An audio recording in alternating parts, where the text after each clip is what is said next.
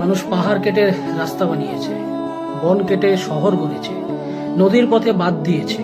আমরা ভেবেছি প্রকৃতিকে বুঝি নিয়ন্ত্রণ করা যায়, কিন্তু 26 আগস্ট 2026-এর নেপাল দেখিয়ে দিয়েছে প্রকৃতি কতটা শক্তিশালী আর ভয়ঙ্কর হতে পারে।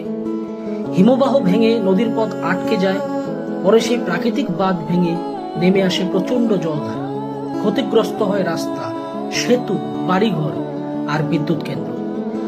জলে ডুবে যায় অনেক এলাকা। এটা শুধু একটা দুর্যোগ নয়, এটা একটা বড় সতর্ক বার্তা।